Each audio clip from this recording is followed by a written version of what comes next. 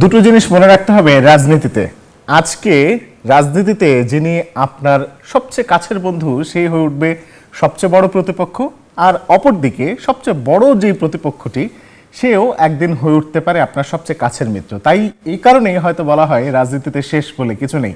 আর এই কারণে জনমনে একটা প্রশ্ন সবসময় দানা বাঁধতে থাকে যে রাজনীতিতে আসলে কে আপন কে পর। আর মধুমতি ব্যাংক পিএলসি নতুন বাংলাদেশে আজকে আমরা সেই প্রশ্নের উত্তর খুঁজবো, এই বিষয় নিয়ে করব আলোচনা।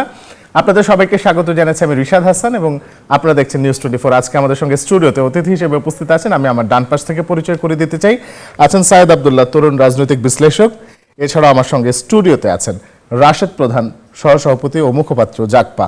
এছাড়াও আমাদের সঙ্গে স্টুডিওতে কিছুক্ষণের মধ্যে যুক্ত হবেন সালেউদ্দিন সিফাত, যুগ্ম সদস্য সচিব এনসিপি। আমরা আলোচনা করতে যাচ্ছি রাজনীতিতে কে আপন কে পর। সায়েদ আব্দুল্লাহ, আপনাকে দিয়ে শুরু করি। রাজনীতিতে এই মুহূর্তে যেই টানাপোড়েন চলছে বা একজন আরেকজনের বিরুদ্ধে বিধ্বংসী ফেসবুকে স্ট্যাটাস দিচ্ছে, একজন আরেকজনের বিরুদ্ধে খুব ভয়ঙ্কর মন্তব্য করছে, আসলে রাজনীতিতে কে কার আপন আর কে কার পর হয়ে উঠছে?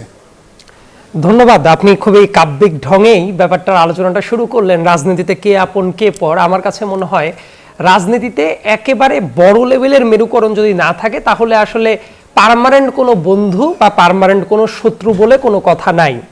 এটা আসলে এই বদ্বীপের বিভিন্ন সময়ে নানা ঢঙে নানা সময়ের চাহিদা অনুযায়ী বিভিন্ন জোট হয়।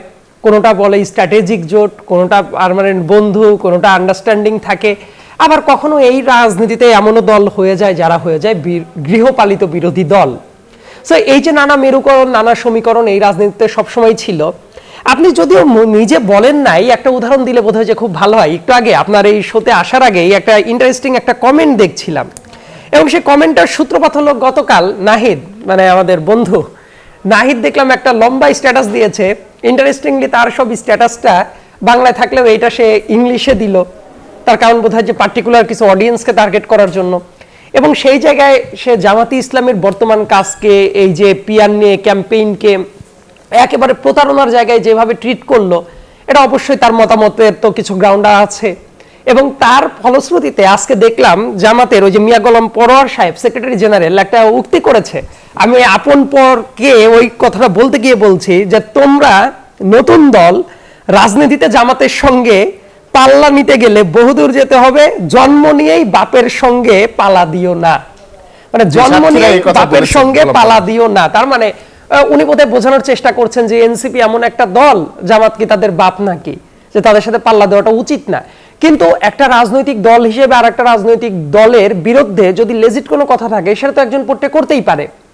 এবং এই জায়গাটা কি হয়েছে দেখেন, কয়েকটা ঘটনা এই সাম্প্রতিক সময়ে জুলাই সনদ স্বাক্ষরের জায়গাটা থেকে প্রথম দিনের পরে সালাউদ্দিন আহমেদ সাহেব যখন একটা মন্তব্য করলেন যে ঠিক আছে, ওই জায়গায় যারা ভাঙচুর চালিয়েছে, অমুক তমুক করেছে, তারা জুলাই যোদ্ধাদের নামে অন্য কেউ মিশে থাকতে পারে, সেটাকে নিয়ে এনসিপি বলেন, আরো কয়েকজন বলেন, বেশ কয়েকজন ইন্ডিভিজুয়ালিস্টিক অ্যাপ্রোচে, আমি বলছি না যে দলীয় অবস্থান থেকে। তারপর নাহিদ তো নিজেও বলেছে আসলে যে তাদের ক্ষমা চাওয়া উচিত। কিন্তু পরবর্তীতে সালাউদ্দিন সাহেব ওইটার ব্যাখ্যা দিয়েছেন, এবং এই ব্যাখ্যাটা দিয়েছেন যে যারা ভাঙচুর চালিয়েছে, যারা এই ধরনের কাজ করেছে, এটা আসলে তাদের। এবং দেখা যাবে যে সিসি ক্যামেরার ফুটেজ কালেক্ট করে যদি অনেক জায়গায় দেখেন, যেমন পুলিশের ভ্যানে আক্রমণ করা বা আরো অনেক কিছু, এই কাজটা করতে গেলে দেখা যাবে যে এমন কিছু মানুষ হয়তো বা ছিল যাদের পর কন্ট্রোল আসলে ওই সাইডে জুলাইয়ের পরিবার যারা আছেন, যারা আসলে অনেস্ট ইন্টেনশনও আছে অনেকের, কিন্তু দেখা যাবে যে তারা হয়তো বা এইভাবে চান নাই, কিন্তু গিয়ে ভাঙচুর করেছে, পোস্টার ব্যানার ভাঙচুর করেছে। এই ব্যাপারগুলো তো অনাকাঙ্ক্ষিত ছিল। আবার দেখেন তাহলে ওইটাকে কেন্দ্র করে ওই কমেন্টটা আসলো, এইটাকে কেন্দ্র করে একটু উত্তপ্ত অবস্থা হইলো। ঠিক তার একটু বিরতি দিয়ে নাহিদ ইসলাম যে আবার ওই যে কমেন্টটা করলেন, অর্থাৎ পিয়ারের এই ক্যাম্পেইন, দেখেন আপনার এই টকশোতে বসে থেকেই লোয়ার হাউস বা এক্সিস্টিং হাউসে পিয়ার কেন বাংলাদেশের জন্য ডিজাস্টারাস ফলাফল নিয়ে আসতে পারে, এটা আমি বহুবার আলোচনা করেছি আপনার শোতে বসেই। সেই ব্যাপারটা নিয়ে তারা বারবার করে এক একটা ছলে, এক একটা কৌশলে, এটা না হইলে যাব না, ওইটা না হইলে যাব না। কিন্তু স্বাক্ষরের টাইমে আমার মনে হয় যে সবচেয়ে বড় হাসি দিয়ে যারা সাইন করে ছবি তুলেছে, দেশের মানুষ দেখলাম ফেসবুকে লিখছে, আমি বলছি না, ফেসবুকে দেখলাম মানুষ লিখছে যে অন্যরা সাইন করার টাইমে ঠিক আছে সাইন করছে, আর সবচেয়ে বড় হাসি দিয়ে যারা লিখছে তারাই করেছে। আগের দিনও যারা দুদুল্যমান অনেক কমেন্ট করেছে। আবার সাইনটা করে আসার পরে এখন এসে এইটা না হইলে এই স্বাক্ষর তুলে নেবে। ভাই, স্বাক্ষর করার পরে এই স্বাক্ষর তুলে নেয় কেমনে? মানে আপনি বিয়ে কাবিন নামায় সাইন করে ফেলছেন, বিয়ে হয়ে গেছে, তারপরে এসে আবার বলতেছেন তুলে নেব। এই কারণে আমি বলি রাজনীতিতে এই মেরুকরণের জায়গাটা নতুন না, এর আগেও ধরেন যে বিভিন্ন টাইমের বিভিন্ন জোটে কখনো গিয়েছে, কখনো বের হয়েছে। সো এই সম্পর্কটা চলতেই থাকবে। কিন্তু আমার কাছে যেটা মনে হয় এই বাংলাদেশের অস্তিত্বের জন্য যেটা ভালো দরকার সেটা হলো পলাতক ফ্যাসিবাদ বিরোধী যে জায়গাগুলো আছে, এক একজনের রাজনৈতিক মত পথ আলাদা আলাদা থাকবে, আর্গুমেন্ট থাকবে, উত্তপ্ত বাক্য বিনিময় কিছু কিছু ক্ষেত্রে হতে পারে, তবে সেই জায়গাটা যাতে একটা শালীনতার ভেতরে থাকে এবং এমন মেরুকরণে যাওয়া উচিত না যে জায়গাটা আসলে পতিত স্বৈরাচারের ব্যাক আসার সম্ভাবনাটা তৈরি হয়। ধন্যবাদ। আমাদের সঙ্গে যুক্ত হয়েছেন সালাউদ্দিন সিফাত, যুগ্ম সদস্য সচিব এনসিপি। আপনাকে ধন্যবাদ আমাদের সঙ্গে যুক্ত হবার জন্য। আমরা আলোচনা করছি রাজনীতিতে কে আপন কে পর। আমরা সম্প্রতি দেখেছি বেশ কয়েকজন রাজনীতিবিদ, বিশেষ করে যদি নাহিদ ইসলামের কথা বলি, মিয়া গোলাম পরোয়ারের কথা বলি, সালাউদ্দিনের কথা বলি, সব দলের ভেতরে বা বিশেষ করে যদি আমি গণ অধিকার পরিষদের নুরুর কথাও বলি, তারাও এক একজন এক এক ধরনের মন্তব্য করছেন। এবং বিশেষ করে দেখা যাচ্ছে যে জুলাই সনদের স্বাক্ষর ইস্যুর পর থেকে বা স্বাক্ষরের এই ঘটনার পর থেকে এনসিপিকে দিয়ে এই ঘটনাটা সূত্রপাত হয়েছে। নাহিদ ইসলাম একটা ফেসবুকে স্ট্যাটাস দিয়েছিলেন এবং সেখানে পিআরের সমালোচনা করেছিলেন এবং আরও বেশ কিছু বিষয়, জাতিসংঘের প্রতারণা, এরকম বেশ কিছু বিষয় নিয়ে এসেছিলেন। সিফাত, আপনার কাছ থেকে জানতে চাই নাহিদ ইসলাম কেন জামাত ইসলামের উপর এত ক্ষোভে ফেটে পড়লেন, বিষয়টা কেন? ধন্যবাদ জানাচ্ছি আপনাকে, আপনার মধ্য দিয়ে আজকের অনুষ্ঠানে উপস্থিত সহ আলোচকবৃন্দ এবং দর্শক শ্রোতাদেরকে আমার সালাম এবং শুভেচ্ছা। তো আসলে রিফর্ম ইস্যুতে কখনো কারো অনেক দলের সাথে আমাদের মতানৈক্য হয়েছে, কখনো আমাদের সাথে হয়তো তাদের সাথে এক ধরনের সমঝোতা হয়েছে আলাপ আলোচনার ক্ষেত্রে। সো রিফর্ম ইস্যুতে অনেক পার্টি অনেকভাবেই চেয়েছে রিফর্মগুলোকে, এজেন্ডাগুলোকে কাজ করতে বা নিয়ে আসার জন্য। সো ওই জায়গা থেকে আমি মনে করি যে ফ্যাসিবাদ বিরোধী দলগুলোর মাঝে ঐক্যমত্য সবসময় ছিল ফ্যাসিবাদ বিরোধিতার জায়গা থেকে, but since there are lot of reforms এবং হচ্ছে গিয়ে যেগুলো স্ট্রাকচারাল রিফর্মস নিয়ে আমাদের আলাপ আলোচনা হয়েছে, সেটা কখনো বিএনপি ভেটো দিয়েছে, কিছু জায়গায় আমরা আবার জামাতের সাথে একমত ছিলাম না।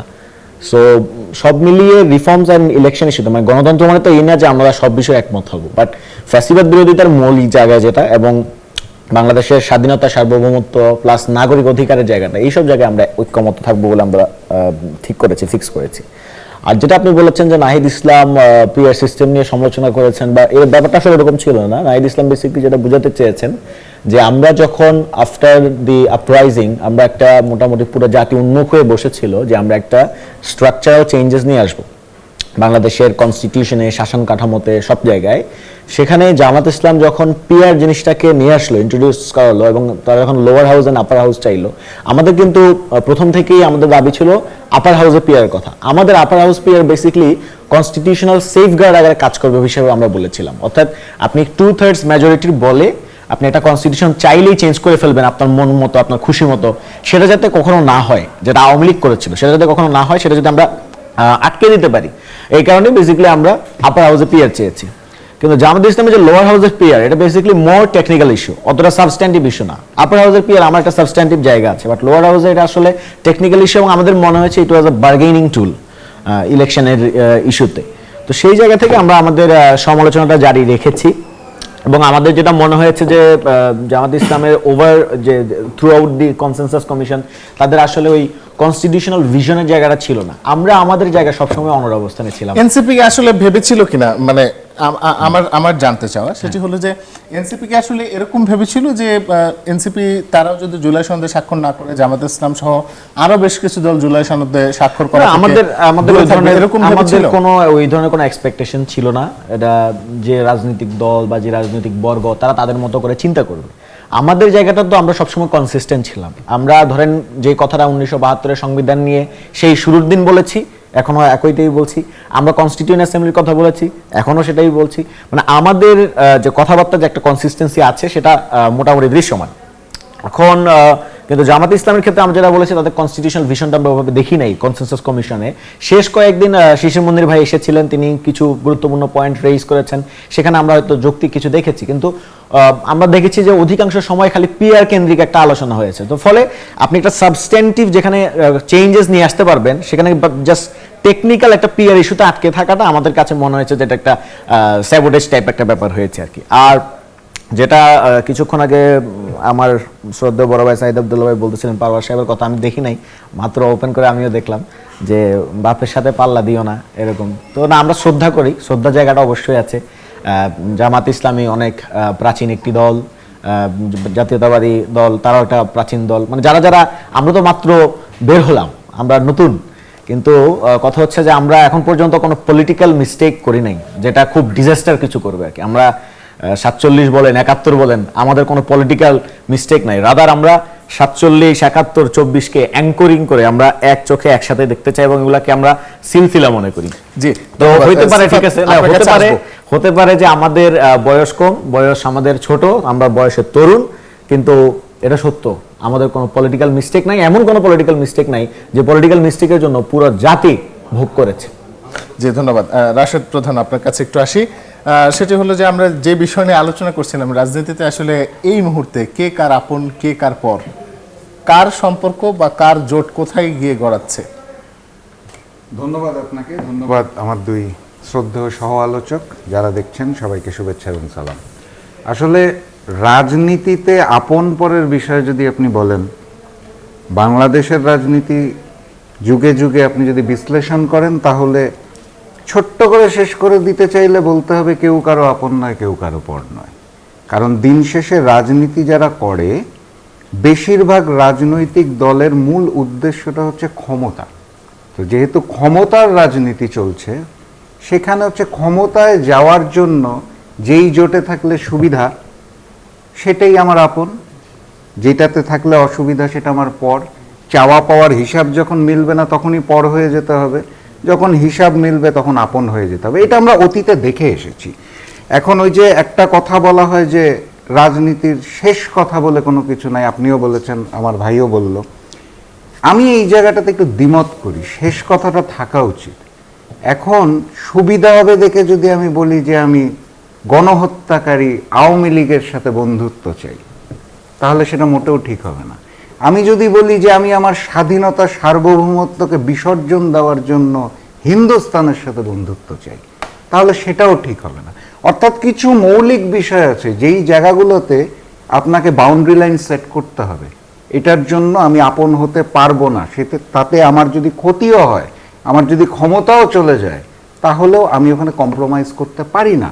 যেই কম্প্রোমাইজটা জাতীয় পার্টি করেছে, গৃহপালিত বিরোধী দল হওয়া হোক, হিন্দুস্তানের গোলামি করা হোক, শেখ হাসিনাকে তাদের নির্বাচনকে তুলে দেওয়া হোক, যেটাই হোক, তো কিছু কিছু জায়গায় আপনার একটা ব্যারিয়ার সেট করতে হবে। তারপরে যে চেয়ারম্যান তো কয়েকদিন আগেই জায়গাটা বলেছেন ঠিক যে করবেন। তারা এই সরকারের ভেতরে মানে নিরপেক্ষতা দেখছেন না। কারা বলছেন? জাতীয় পার্টির চেয়ারম্যান জি এম কাদের। না না, উনি তো ওনার জায়গা থেকে উনি হচ্ছেন সেই মানুষ যিনি ভারতের অনুমতি ছাড়া সাংবাদিকদের সামনে কথাই বলতে পারেন না।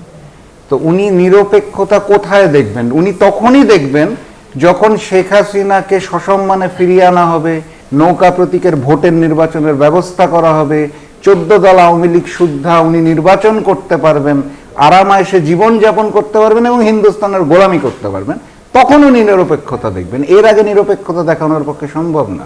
উনি 14, 18, 24-এর নির্বাচনকে নিরপেক্ষ দেখেছেন। তো ওই নির্বাচনকে যারা নিরপেক্ষ দেখে, তাদের কাছে এই অন্তর্বর্তী সরকারকে নিরপেক্ষ দেখার কোনো সুযোগ নেই। জি, ধন্যবাদ। আমরা ছোট্ট একটা বিরতিতে যাব। এখন বিরতিতে থেকে যখন আমরা ফিরবো, তখন আমাদের এই আলোচনা অব্যাহত থাকবে। নিউজ 24-এর সঙ্গেই থাকুন, ফিরছে একটু পর। মধ্যমধ্য ব্যাংক পিএলসি নতুন বাংলাদেশ দেখছেন আপনি, চলছে নিউজ 24-এ এবং আপনাদের সঙ্গে আছে রিশাদ হাসান। বিরতির পর স্বাগত। আমাদের সঙ্গে অতিথিরা রয়েছেন। সিফাত, একটু আপনাকে দিয়ে শুরু করতে চাই। এবার বলা হয়েছে যে বিএনপি এবং জামাত এককভাবে তারা কখনো তারা ক্ষমতায় যেতে পারবে না, এরকম একটা কথা বলা হয়েছে, বা এককভাবে নেতৃত্ব দিতে পারবে না। তাহলে আসলে তারা কি আসলে জোটবদ্ধ হয়ে নেতৃত্ব দেবে, বা কারুর সাথে স্পেসিফিক কোনো দলের সঙ্গে আসলে তাদের একসাথে জোট করে গিয়ে তাদেরকে নেতৃত্ব দিতে হবে কিনা, বা তারা একেবারেই পারবে না, অন্য কোনো দল, তৃতীয় কোনো দল আসবে কিনা? এই ধরনের অনেকগুলো সম্ভাবনাই তো আছে। বিশেষত অভ্যুত্থান পরবর্তী বাংলাদেশে অনেকগুলো সিনারিও চেঞ্জেস হয়েছে। তো সেখানে বিএনপির পক্ষে যেরকম এক ধরনের সমর্থন আছে, আবার দেখা গেল যে বিশ্ববিদ্যালয়ের ছাত্র সংসদগুলোতে আবার সেই সমর্থনটা উইথড্র হতো আমরা দেখেছি।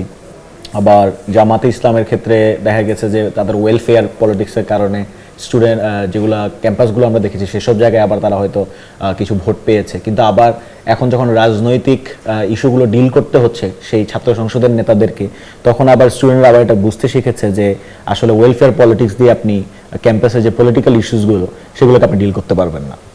তো এখানে তো অনেকগুলো সম্ভাবনার জায়গা আছে। আবার তরুণদের দল হিসেবে আমরা যদি আমাদের কথা বলি, আমরা জুলাই পদযাত্রায় আমরা দেখেছি আমাদের সমর্থন অনেক বাংলাদেশের বিভিন্ন প্রান্তের বিভিন্ন অঞ্চলের নাগরিকরা আমাদের সাথে সংযুক্ত হয়েছিল, যোগ দিয়েছিল। জরিপের কথা আমি বলবো না, কারণ জরিপের অনেক ধরনের ডাইমেনশনস আছে, অনেক অনেক ম্যানিপুলেশনস আছে।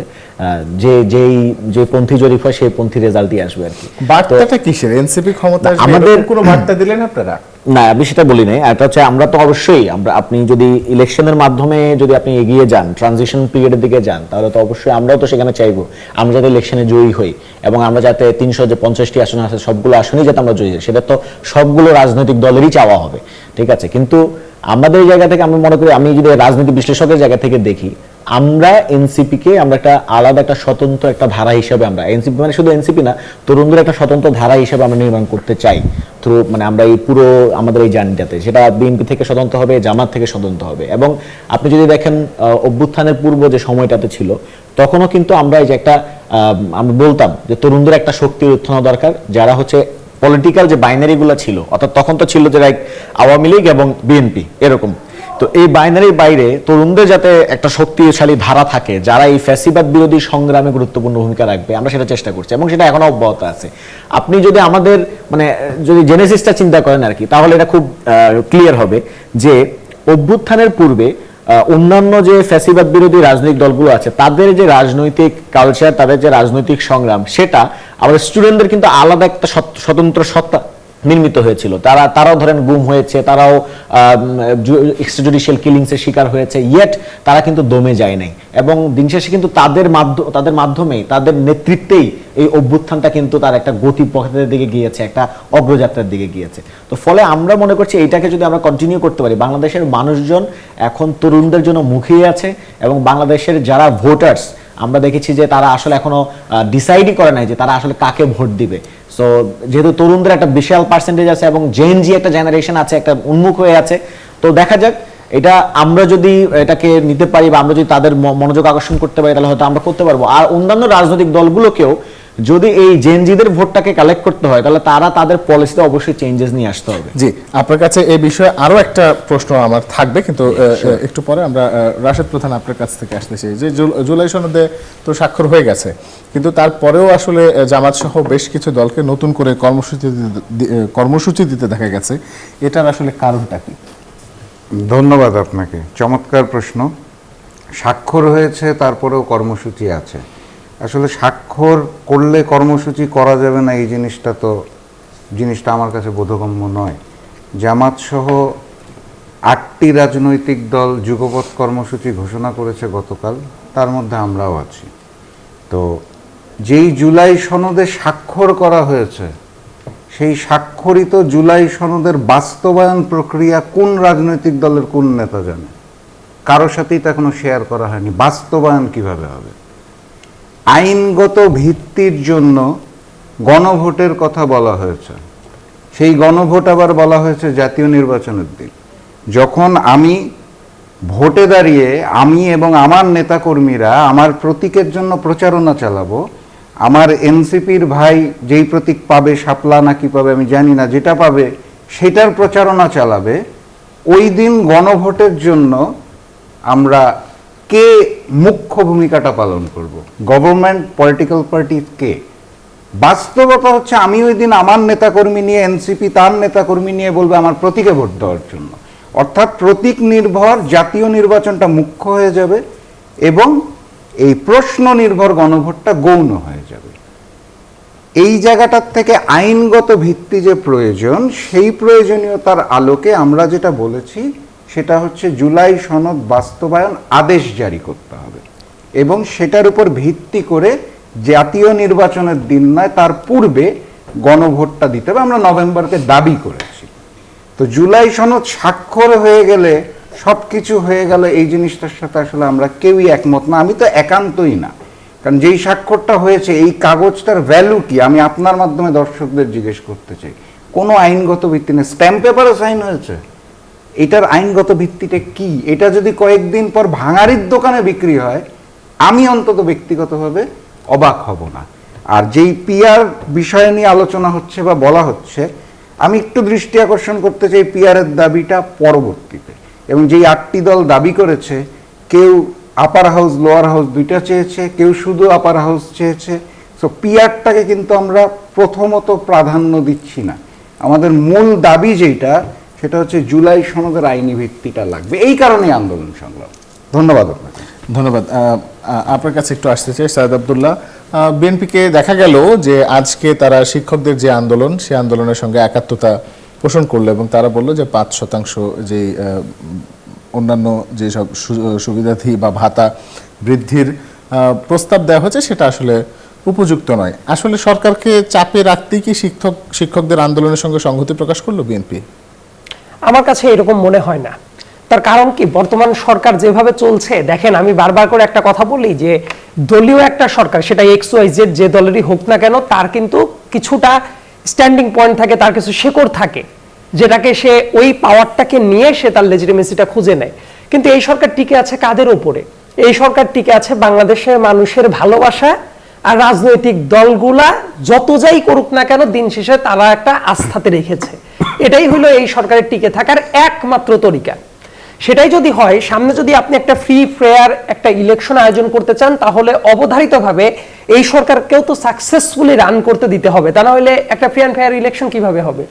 আর এই মুহূর্তে যখন জুলাই সনদ স্বাক্ষর হয়ে যাচ্ছে, মোটামুটি ভাবে ইলেকশন মুখী হয়ে গেছে দেশটা, এই মুহূর্তে এসে এই সরকারকে কেন প্রেসারে ফেলতে হবে?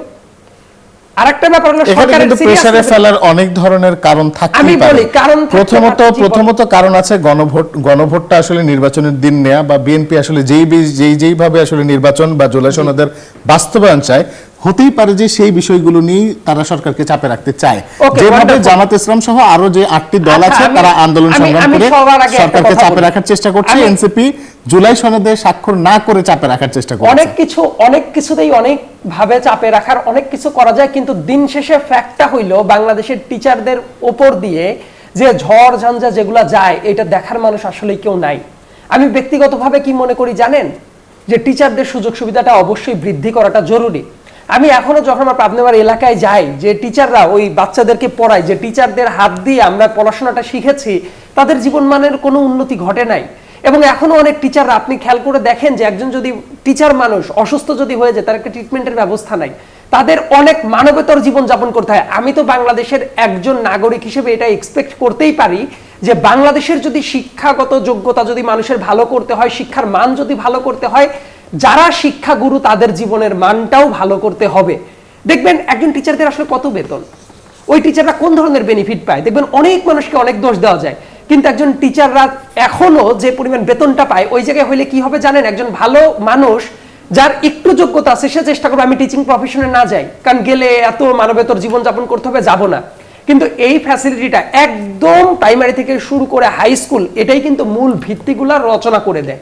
অতএব এই টিচারদের দিকে আমাদের অবশ্যই তাকানো উচিত। টিচারদের ধরেন যে পেনশন স্কিমের কথাই বলেন, বা টিচারদের বেতন ভাতার কথাই বলেন, বিভিন্ন ফ্যাসিলিটির কথা বলেন, এইগুলা টিচারদের ব্যক্তিগত দাবি না, বরং আমি মনে করি যে বাংলাদেশের স্বার্থে, একটা ভালো বাংলাদেশের স্বার্থেই এটা তাদের হওয়া উচিত, এবং এই জায়গাতে প্রত্যেকের সমর্থন তার দেওয়া উচিত। কারণ আমি কি চাই জানেন?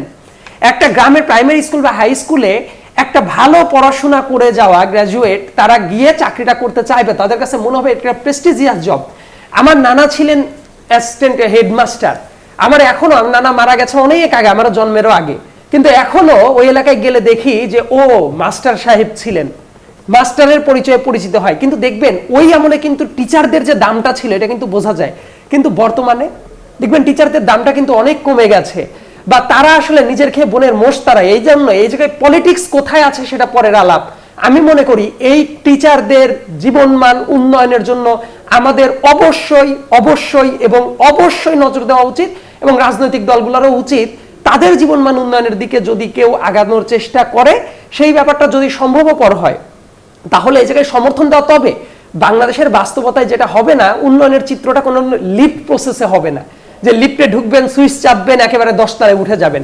এটা একটা গ্র্যাজুয়াল প্রসেস, সিঁড়ির মতো করে আস্তে আস্তে উঠতে হবে, কিন্তু এই আর্সটা যাতে সবসময় থাকে যে টিচারদের জন্য আমরা যাতে একটা ন্যূনতম ভালো জীবন উপহার দিতে পারি, এটা পলিসি মেকারদের অবশ্যই জরুরি কাজ, এবং এই জন্য তারা যে সমর্থনটা দিয়েছে বিএনপি, আমি এটাকে ভালো চোখে দেখি। জি, ধন্যবাদ। রাশেদ প্রধান, একটু আপনার কাছে আসি। আমরা এখন পর্যন্ত, গতকালকেও যখন টক শো করা হচ্ছিল এবং সেখানেও আমরা আলাপ করছিলাম যখন, তখন বেশ কয়েকজন বলছিলেন বা বক্তারা বলছেন যে জুলাই সনদে এনসিপির ধারণা ছিল জামাত ইসলাম স্বাক্ষর করবে না, কিন্তু জামাত ইসলাম সহ তার যে অন্যান্য তার সঙ্গের যে দলগুলো রয়েছে বা যুগপৎ আন্দোলনে যে দলগুলো রয়েছে, তারা এই জুলাই সনদে স্বাক্ষর করার মধ্য দিয়ে আসলে এনসিপিকে এক ধরনের ধোঁকা দেওয়া হয়েছে। আপনি কি বিষয়টাকে এভাবে দেখেন, নাকি আসলে বিষয়টা কি হয়েছে? না, দেখুন, এখানে তো আমার এনসিপির ভাই বসা আছে, তো এই এনসিপির ভাই আরো সুন্দর করে জিনিসটা সঠিক তথ্য দিতে পারবে যে জামাতে ইসলামের সাথে তাদের এই ধরনের কোনো আলোচনা বা সমঝোতার কোনো বিষয় ছিল কিনা। আমরা তো দূর থেকে দেখি এখন, এবং দূর থেকে দেখে আমরা যেটা বিশ্বাস করি, প্রত্যেকটা রাজনৈতিক দলের অধিকার আছে যে সে তার নিজের স্বতন্ত্র সিদ্ধান্ত নেবে। এই টক শোতে আপনার মাধ্যমে গতবার আমি যখন এসেছিলাম, আপনি আমাকে প্রশ্ন করেছিলেন কি মনে হয় সকল দল কি স্বাক্ষর করবে কিনা, এটা ছিল আপনার লাস্ট কোয়েশ্চেন। এবং আমি বলেছিলাম যে আমি বিশ্বাস করি দেশের স্বার্থে, জনগণের স্বার্থে সকল রাজনৈতিক দলের ওখানে স্বাক্ষর করা প্রয়োজন, এটা বলে আমি সেদিন বিদায় নিয়েছিলাম। এখন এনসিপি যেই কারণে স্বাক্ষর করেনি, দেখেন এনসিপি কিন্তু একবারও বলে নাই যে জুলাই সনদ যেটা হয়েছে এটাকে আমরা মানি না বা এর পয়েন্ট মানি না, বিশ্বাস করি না। ওনারাও কিন্তু ওই যে আইনগত ভিত্তিটা কি হবে, বাস্তবায়নটা কি হবে, এটা নিশ্চিত হতে পারছে না। এবং প্রেসিডেন্ট চুপ্পু সাহেবের একটা পয়েন্ট বলেছে, আমি যতদূর পড়েছি বা দেখতে পেয়েছি।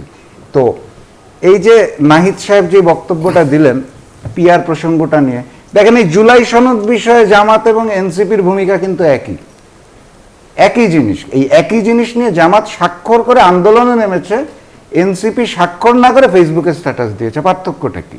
পার্থক্য হচ্ছে একজন সোশ্যাল মিডিয়াতে, একজন রাজপথে, কিন্তু এই পয়েন্টটাতে কিন্তু অ্যালাইন্ড। আচ্ছা, পিআর বিষয়ে তাদের এই জিনিসটা থাকতে পারে। এখন এনসিপি জামাতের, আপনার প্রশ্নের উত্তর হচ্ছে এই জাতীয় কোনো আলোচনা হয়েছে কিনা আমার কাছে কোনো তথ্য নাই। যুগপৎ আন্দোলনে জামাতের সাথে কার্যক্রম চালাতে যে আমি এই জাতীয় কোনো তথ্য জামাতের মুখেও শুনিনি, এনসিপির বড় বড় নেতাদের সাথে আমার মাঝে মাঝেই কথা হয়, তারাও আমার সাথে এই জাতীয় শেয়ার করেনি। আমার মন্তব্য করা এই বিষয়ে সাজে না। তবে আমি বিশ্বাস করি প্রত্যেকটা দলের নিজস্ব চিন্তা চেতনা, ধ্যান ধারণা আছে, সিদ্ধান্ত নেওয়ার অধিকার আছে। ঠিক যেরকম আমরা এখন আসলে একটা বিরতিতে যাবার সিদ্ধান্ত নিয়েছি, বিরতির পর যখন ফিরবো তখন এই আলোচনা অব্যাহত থাকবে, সঙ্গে থাকুন। বিরতির পর স্বাগত আরো একবার, দেখছেন নিউজ 24 চলছে বন্ধুমতি ব্যাংক পিএলসি নতুন বাংলাদেশ, সাথে আছে রিশাদ হাসান। আমাদের আলোচনার বিষয় রাজনীতিতে কে আপন কে পর। আমরা একটু সালাউদ্দিন সিফাত আপনার কাছে আসবো। এনসিপি বলেছে যে আগামী সংসদে তারা নির্ধারকের ভূমিকা নেবে, এককভাবে নির্বাচনে জয়লাভ করে নির্ধারকের ভূমিকা নেওয়া একটা বিষয়। এর বাইরে আসলে বিএনপি বা জামাতের সাথে জোট না করে বা জোট করে নির্ধারক হওয়া ছাড়া কি কোনো বিকল্প উপায় আপনাদের কাছে আছে, বা আপনাদের প্ল্যানটা কি, কিভাবে নির্ধারকের ভূমিকা? তো আপনি অনেকভাবেই আপনি পালন করা যায় বাংলাদেশের রাজনীতিতে। আপনি ইভেন যদি আমরা এরকমও দেখেছি, কেউ যদি 40 বা 50 আসন পায়, সেও নির্ধারকের ভূমিকা পালন করেছে, এরকম নজির কিন্তু বেশ আছে। সো এটা অনেকভাবেই হইতে পারে। সেই প্রসঙ্গে আমি আসতেছি, কিন্তু ধরেন এই কিছুদিন এখন বর্তমান যে শিক্ষক আন্দোলন, সেই প্রসঙ্গে আমি কিছু বলে যাই। বর্তমান যে শিক্ষকদের একটা যৌক্তিক আন্দোলন, সেই আন্দোলনে কিন্তু জাতীয় নাগরিক পার্টির শিক্ষা সেল এবং স্বাস্থ্য সেল একদম প্রায় প্রথম দিন থেকে কাজ করেছে, এখন পর্যন্ত কিন্তু তারা কাজ করছে।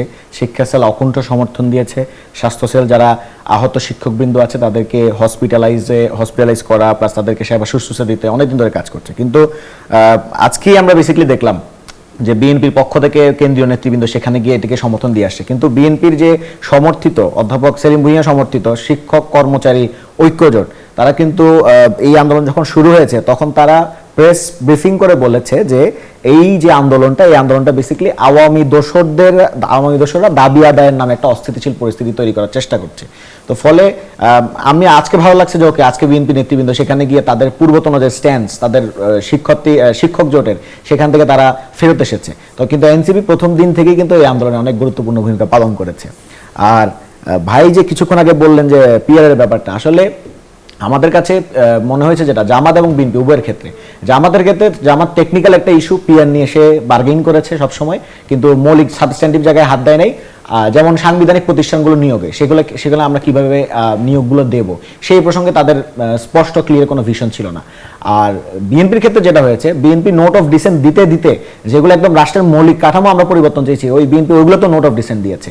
তো ফলে যেটা দেখা গেছে আমরা আসলে সাবস্ট্যান্টিভ কোনো পরিবর্তনের পথে হয়তো আমরা যেতে পারবো কিনা, বিশেষত জুলাই সনদ স্বাক্ষরের বিষয়ে। আর এনসিপি আসলে সোশ্যাল মিডিয়ায় স্ট্যাটাস দেয় নাই। এনসিপি প্রথম দিন থেকেই এই জুলাই ঘোষণাপত্র যে প্রণয়ন করতে হবে, দিতে হবে, এটা নিয়ে জাতীয় নাগরিক কমিটি যখন ছিল তখন তারাই মুভ দিয়েছে। এবং জুলাই সনদপত্র যে বাস্তবায়ন করতে হবে এটা নিয়েও এনসিপি পুরো বাংলাদেশ জুড়ে 64 জেলায় পদযাত্রা করেছে এবং মানুষের মাঝে সচেতনতা তৈরির চেষ্টা করেছে। ফলে এনসিপি কোনো সোশ্যাল মিডিয়ায় ছিল না, রাতার রাজপথেই ছিল। আর জামাত যেটা আজকে বলেছে যে এই ইস্যুতে, পিয়ার ইস্যুকে কেন্দ্র করে যে বাপের সাথে পাল্লা দিন, আরেকটু বলতে হচ্ছে আর কি, যে আসলে পলিটিক্যাল মিস্টেকের ব্যাপারে মানে যেহেতু তারা নিশ্চয়ই অনেক প্রাচীন দল, জামাত ইসলামীর আমি ওই জায়গা থেকে সমালোচনা করছি না, তারা অনেক ম্যাচিওর্ড একটা দল, বিএনপিও খুবই ম্যাচিওর্ড দল। জামাত ইসলাম এবং বিএনপি দীর্ঘ অনেক দিন ধরে তারা আসলে নির্যাতন, নিপীড়ন, নিষ্পেষণের শিকার হয়েছে, গুম খুনের শিকার হয়েছে। কিন্তু আমরা তরুণদের জায়গা থেকে আমরা দেখছি যে আমরা আসলে কোনো ইতিহাসের রং সাইডে থাকতে চাই না। ইতিহাসের আমরা পলিটিক্যাল যে মিস্টেকগুলো সেগুলো আমরা করতে চাই না। 1947 সালকে আমরা ভুল মনে করি না, রাদার 1947 সালকে আমরা মনে করি যে ইট ওয়াজ আ পূর্ব পাকিস্তান আন্দোলন। এই পূর্ব পাকিস্তান আন্দোলনে বাংলাদেশের যারা নিম্নবর্গের দলিত হিন্দুরা ছিল এবং বাংলাদেশের যারা মুসলমানরা ছিল, যারা মাজলুম ছিল, সবাই কিন্তু সম্মিলিত হয়ে, সংঘবদ্ধ হয়ে কিন্তু এই লড়াইটা করেছে। আমরা এখন তাদের অনেকেই বলে যে আমরা নাকি 1947 সালটাকে গৌণ করে দেখতে চাই, অথচ আমাদের স্লোগানে এখন আপনি আজাদি স্লোগান পাবেন, আমাদের স্লোগানে এখন আপনি ইনকিলাব জিন্দাবাদ স্লোগান পাবেন। এগুলো কিসের স্লোগান? এগুলো তো আমাদের ওই যে উপনিবেশবাদ বিরোধী যে লড়াই সেগুলোরই স্লোগান। এবং আমরা 1947 সালটাকে শুধু পাকিস্তান আন্দোলন হিসেবে দেখি না, রাদার এটাকে পূর্ব পাকিস্তান আন্দোলন হিসেবে দেখি। এবং 1971 সালটাকে আমরা জাতীয় মুক্তি সংগ্রাম হিসেবে দেখি, বাংলাদেশের নাগরিকদের সামগ্রিক সংগ্রাম হিসেবে দেখি। আর 2024-এর যে এই যে জুলাই সনদে আসলে পলিটিক্যাল মিস্টেকের কথা বলতে গেলে অনেক কিছুই বলতে হবে এখন। যে এখন জামাত ইসলামী স্বাক্ষর করার পর, জামাত ইসলামী স্বাক্ষর করার পর এখন বলছে যে এটা জুলাই সনদে আইনি ভিত্তি না দিলে আমরা স্বাক্ষর প্রত্যাহার করব। ভাই এই সুযোগটা তো আর আপনার নাই। আপনি তো একটা রিজার্ভেশন, আপনি যদি আসলে নেক নিয়ে থাকতেন আপনি একটা রিজার্ভেশন ক্লজ দিতেন যে যদি এই জিনিসটা যদি না হয়, এই সত্য যদি পালন করা না হয়, তাহলে আমরা স্বাক্ষরটা উইথড্র হিসেবে ধরে নেওয়া হবে। সেটাও তো আপনি করেন নাই। তো ফলে আমরা বয়সে ছোট হতে পারি, বয়সে তরুণ হতে পারি, বয়সে বাচ্চা কাচ্চা হতে পারি, বাট আমরা এখন পর্যন্ত কোনো পলিটিক্যাল মিস্টেক করি নাই। এবং আমাদের অ্যাঙ্করিং ঠিক আছে 47, 71, 24, এবং আমাদের কথার মধ্যে একটা কনসিস্টেন্সি আছে, যেটা আমরা অনেক সময় অনেক বড় রাজনৈতিক দলগুলো থেকে দেখি। জি, অনেক অনেক ধন্যবাদ। আমরা রাশেদ প্রধান একটু আপনার কাছে খুব সংক্ষেপে শুনতে চাই যে এমনিতে বলা হচ্ছে যে ছাত্র সংসদের মতো ভোট বিপ্লব জাতীয় নির্বাচনেও হবে। ছাত্র সংসদের মতো ভোট বিপ্লব কি জাতীয় নির্বাচনে হওয়ার সুযোগ আছে বা হবে?